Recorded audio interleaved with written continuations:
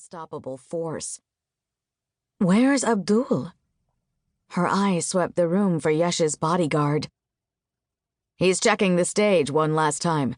Rico and I were ironing out some tweaks to the speech. Did you check up on Nina?" "Your girlfriend is just fine."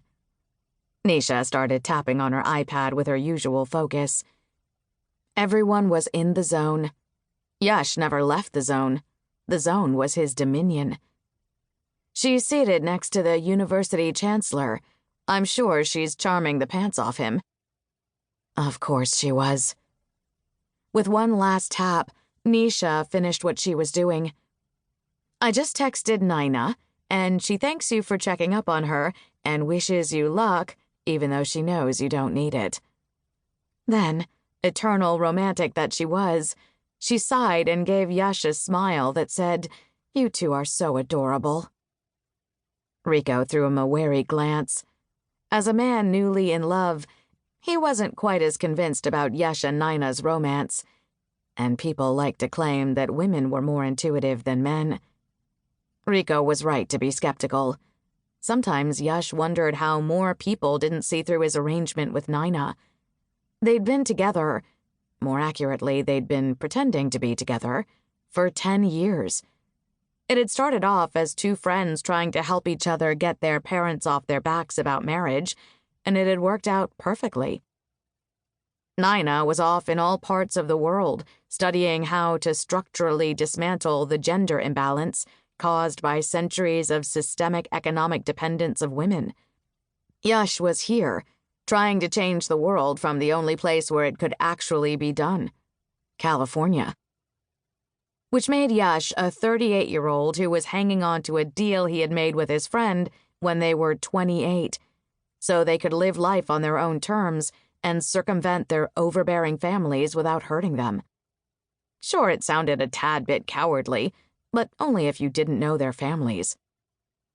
The added bonus of not needing to expend energy on a relationship had meant undistracted focus on their work for both of them. Sure, it was unromantic, but romance hardly got things done. Rico pressed his phone to his ear. "They're ready for us. We've got to kill this one, Rajay. We've got to put some distance between Cruz and you in the polls. I'm going to go get the crowd excited. Try to keep up." Thumping Yash on the shoulder in his star athlete way, he jogged out.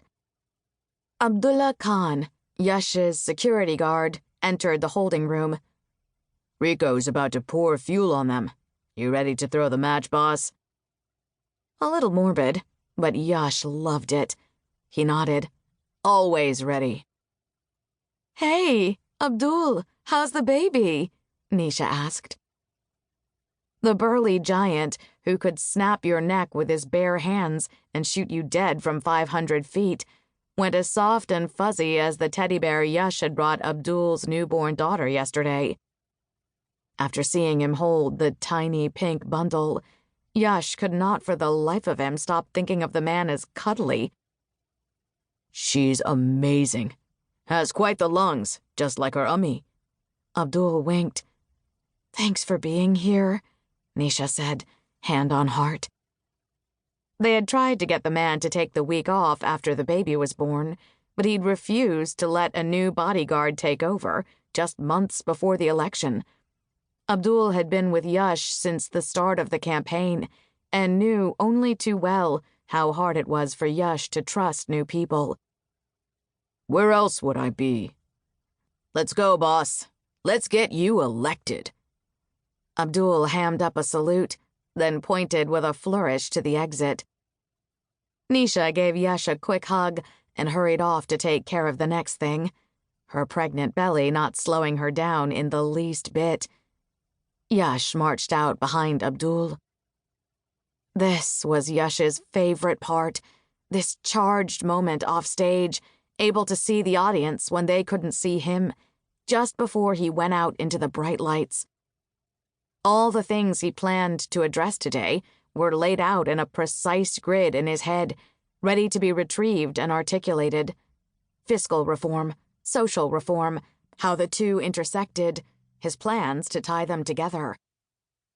A college campus.